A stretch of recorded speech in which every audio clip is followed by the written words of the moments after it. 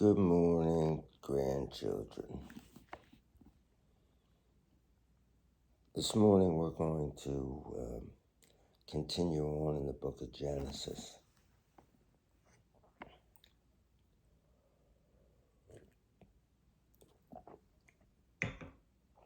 We'll be in Genesis 4. Now in Genesis 3 we saw how sin came into the world. It went from being a perfect world to man deciding that he wanted to be more than what God had created him to be. So he ate from the tree of knowledge. And the rest is history, as they say. Today we're going to develop that further, and we're going to see what happens after sin comes into the world and people have the knowledge of being able to figure out what's good and what's bad.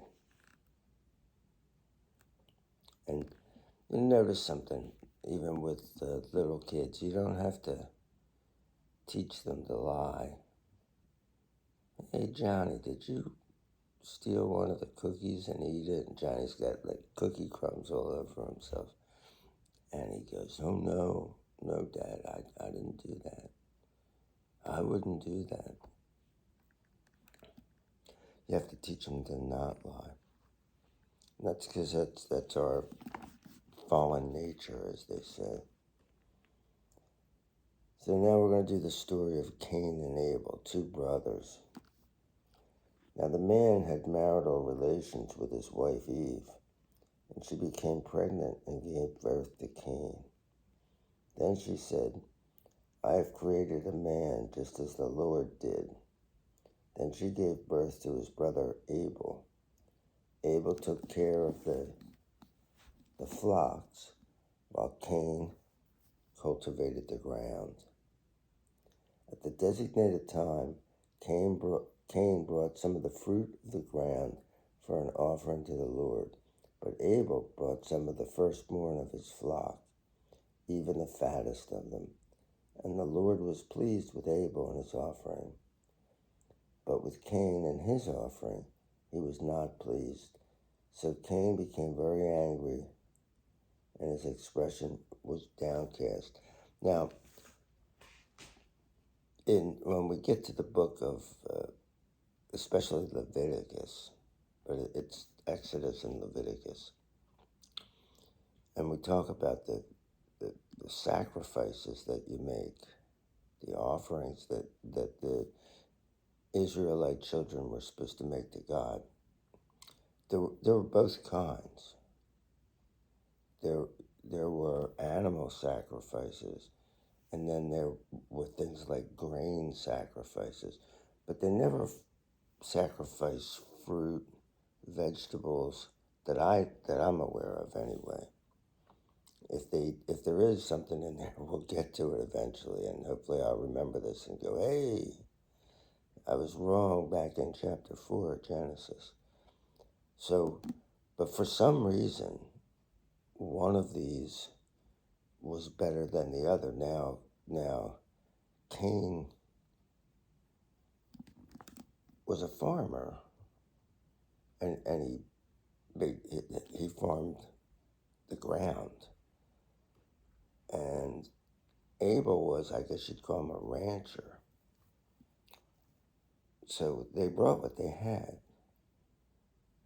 But it has to be what God wants. It doesn't sound fair, but much of life is not fair. Then the Lord said to Cain, why are you so angry, and why is your expression downcast?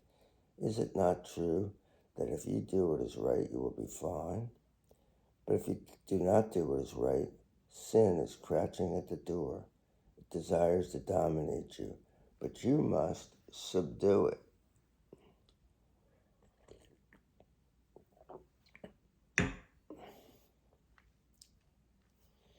Cain said to his brother Abel, let's go out to the field. While they were in the field, Cain attacked his brother Abel and killed him. Then the Lord said to Cain, "Where is your brother Abel?" Reminds you of the Garden of Eden where Adam and Eve are hiding themselves. And God's like, "Hey, what's going on out here?" Even though he knows what's going on.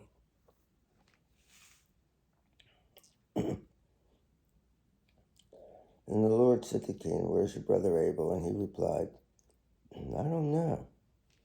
Am I my brother's keeper?" That's where that expression comes from.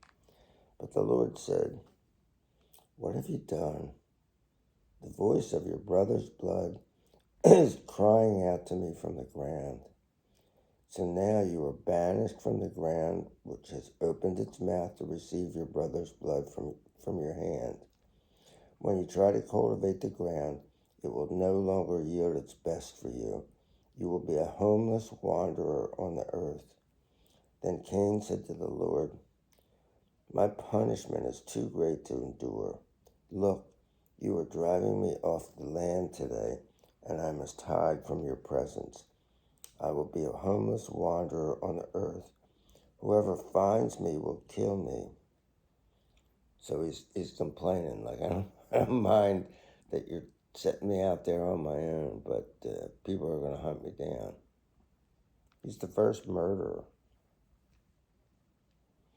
But the Lord said to him, "All right then, if anyone kills Cain, Cain will be avenged 7 times as much." Then the Lord put a special mark on Cain so that no one who found him would strike him down. But Cain went out from the presence of the Lord and lived in the land of Nod, east of Eden. That was a famous book, East of Eden, by John Steinbeck. Very good book. You should read it. Cain had marital relations with his wife, and she became pregnant and gave birth to Enoch. Cain was building a city, and he named the city after his son Enoch. To Enoch was born Irad, and Irad was the father of Mahujael. Mahujael was the father of Methuselah, and Methusael was the father of Lamech. Lamech took 2 wives for himself. The name of the first was Ada, and the name of the second was Zillah. Ada gave birth to Jabal. He was the first of those who live in tents and keep livestock. The name of his brother was Jubal. He was the first of all who played the harp and the flute. So the first musicians. Now Zillah also gave birth to Tubal-Cain, who heated metal and shaped all kinds of tools made of bronze and iron. The sister of Tubal-Cain was Naamah. Lamech said to his wives, Ada and Zillah, "Listen to me. You wives of Lamech, hear my words. I have killed a man for wounding me, a young man for hurting me. If Cain is to be avenged 7 times as much, then Lamech 77 times. And Adam had marital relations with his wife again, and she gave birth to a son. She named him Seth, saying, God has given me another child in place of Abel, because Cain killed him. And a son was also born to Seth, whom he called Enosh. At that time, people began to worship the Lord." So sin is running rampant in the world, but people are doing the one thing that you can do to deal with that, which is worshiping the Lord. Peace out.